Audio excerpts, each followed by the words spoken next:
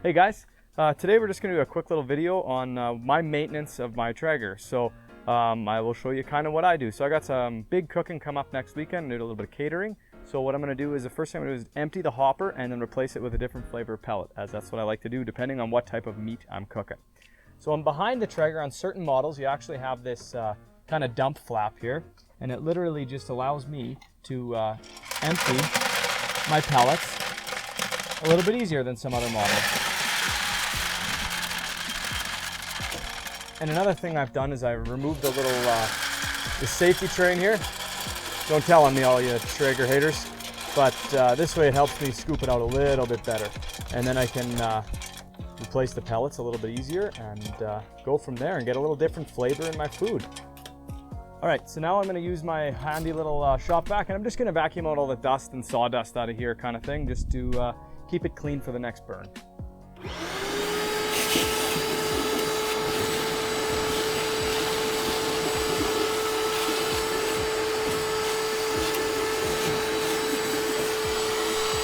Perfect, that's how I like it to look when we're done with that process.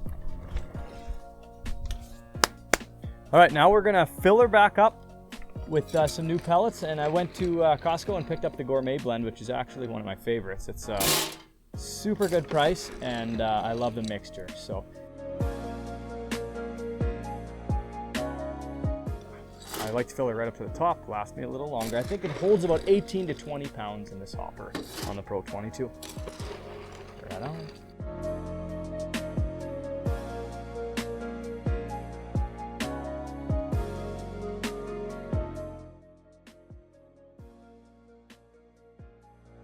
All right, let's move on to the next step here. I'm going to use these gloves just because I hate touching these dirty, greasy racks. So these are specifically for that. As you can tell, I've done it a few times. So we will tear these guys out, and then I just set them aside. And we'll tear the drip pan out because we do have to replace this, because as you can tell, yesterday was Traeger day, and I had this thing just rocking and rolling. So this here is one of the Traeger plates, actually, little inserts, I guess, grease inserts. So we'll tear that bad boy off, and we'll replace it with another one. You can use tin foil. Tin foil is a little bit cheaper, obviously, but these sure are handy and simple to use, and you don't have to like fold the tin foil around or anything. They just come off and you chuck them in the garbage.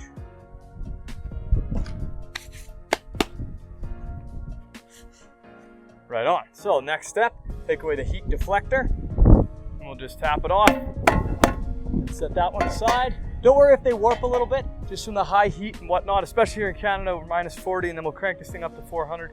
Sometimes they come off a little bit like that. You can get custom made ones that are a little bit tougher, but it really doesn't adjust the way that the grill works. So now, as you can see, that was about 30 hours of smoking altogether in there.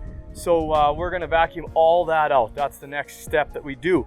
And one thing I'll tell you is, once it's vacuumed, I do not advise like washing out the grill or anything. Leave it seasoned. Worst case scenario, if you think it's gunked up too much or has too much stuff in there, you can use a little screwdriver or scraper and scrape around the edges and try and get some of that grease out, which I do every 3 to 4 times I do this. But that's about it. Leave that seasoning in there. The flavor is in the grill.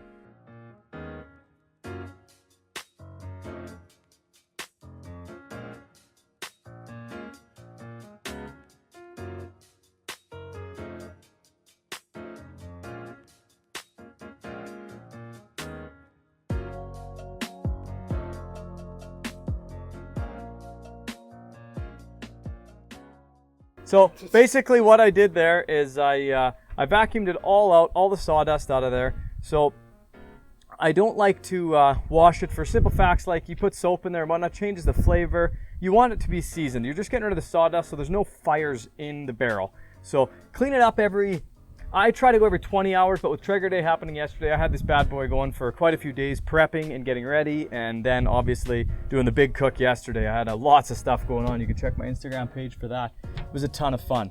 So now what we'll do is we'll build the puzzle back together. So first thing we'll do is we'll put the sheets here, the liner for the Traeger. We'll put that on the drip tray. Pretty simplistic. It's got the name, keep the name up, slide it on just like so. Wrap this around the back. And that part is done. And it goes back together the same way it came out. So, heat deflector, part 1.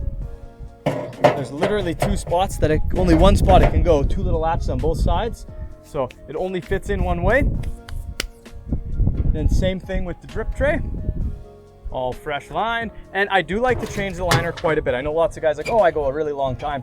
But you gotta remember with heat, as things drip on it and it comes back up, it will flavor your meat. So if all it is burnt, gunky, and you leave it forever, I know it might still work its purpose and stuff drips off and goes down. However, if you don't change it frequently, then it's gonna give your food a bit of a sour taste. It's not something you want. So now we will put the grate back in, and this one is done, and I can move over to the tailgater, which is right beside me, and that is basically the exact same process, except for instead of the little liner for my drip tray, I don't have them for that size, so I will be tin foiling that, and I'll wrap it with 2 different layers of tin foil on that one. So other than that, that's identical, and we're good to go. And one other thing you can do is always check your grease bucket. I use these liners so I don't wreck my bucket. Traeger sells these liners for $1 a piece, and when it gets about 3/4 full, just throw it away. But I definitely recommend the liners because it saves your buckets from getting wrecked and gross and filling up and leaking. So this one's good. I don't have to change this one for a while. And the one on the little tailgater is identical. And like I say, I use the liners, and that one's good for a while too. So no worries there. All right.